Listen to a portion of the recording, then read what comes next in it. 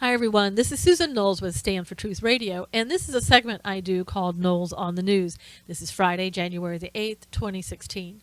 You know, you would think as we come to the end of the week that things would have quietened down in our country and across the world, but that simply has not been the case. It started yesterday when the FBI went in and arrested two men, one in California, one in Texas, and charged them with terrorism and connections to ISIS.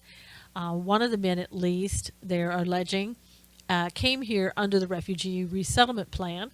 So another reason not to take Obama's word for it that all of the refugees have been vetted and it's fine. You know, the State Department has already said we can't properly vet these people.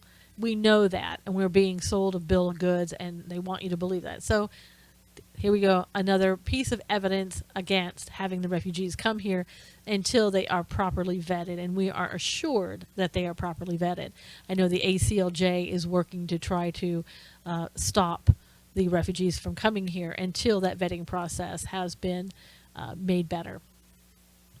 Now, also today we had a act of terrorism right on American soil again. In Philadelphia, a man walked up to a police cruiser. Officer was sitting in the car, and the shooter took out his gun and shot the officer at least 3 times. The officer, thank God, was able to respond and open fire and injured the shooter. And it appears that both of them will be okay.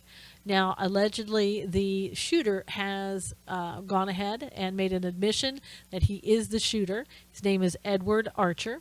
He said he did everything in the name of Islam. He also pledged his allegiance to the Islamic State. And he says he does everything for Allah. So, Mr. President, it's going to be hard to call this one a workplace violence. Next, we have a... Oh, and I might tell you that it's so typical. But once the officer was shot in Philadelphia, immediately the mayor came out and said, you know, we need stronger gun control rules. Really? Now, also, 2 days ago in Kentucky, a police officer was shot in the head when he was looking for a robbery suspect. Unfortunately, he did pass away today, so our hearts and our prayers go out to his family. In addition, in Shively, Kentucky, an officer was shot in the leg today. Looks like he is going to be okay. And another officer was shot in Boston in the leg today. I do think the administration talking bad about police officers all the time has helped to increase violence against these police officers. In other news, Governor Abbott in Texas is working on what he's calling the Texas Plan, and he's trying to restore the rule of law in Texas. What he wants to do is, through the Convention of States, amend the U.S. Constitution. He wants to make 9 amendments. I'm only going to highlight 3 here, but they sound pretty good. He wants to prohibit Congress from regulating activity that occurs wholly within the state. So again, it returns the power back to the states. He also wants Congress to balance the budget. Wow, that's something we haven't heard in 7 years. And there's the other amendment is that if 2/3 the majority of the state rule to override the U.S. Supreme Court decision, then they would be allowed to do that. And that surely would have come in helpful with Obamacare in some ways, at least with the extensions in the state, or just overruling it altogether. We're also told that El Chapo has been arrested or rearrested today.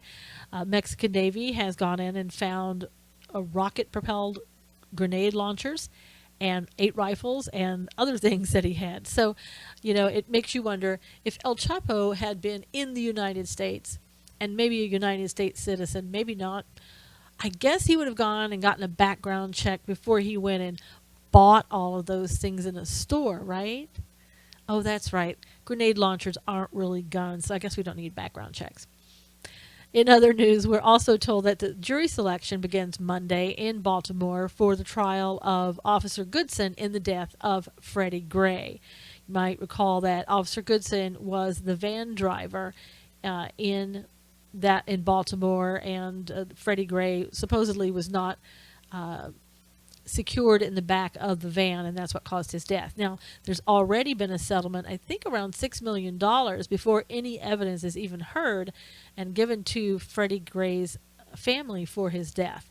I really think in this case that you're going to find there's no criminal intent, and you're going to have another case where it's not going to end the way that perhaps the mob in Baltimore would like for it to end.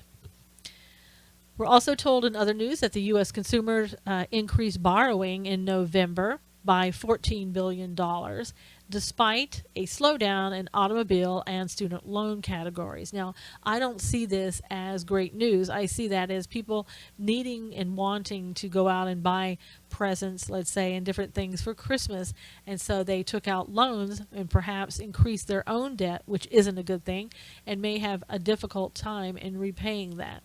So you may have some gains in the beginning, what looks like gains, only to have a negative repercussion afterwards. Now, in Burns, Oregon, where the standoff is going on at that National Reserve, the leader of the militant group was asked by the sheriff in Oregon to basically lay down arms and have safe passage out. And the leader of the militant group, I'm assuming that's Ammon Bundy, but they did not give a name. Ammon Bundy said, "No, thank you. I'll take a pass for now."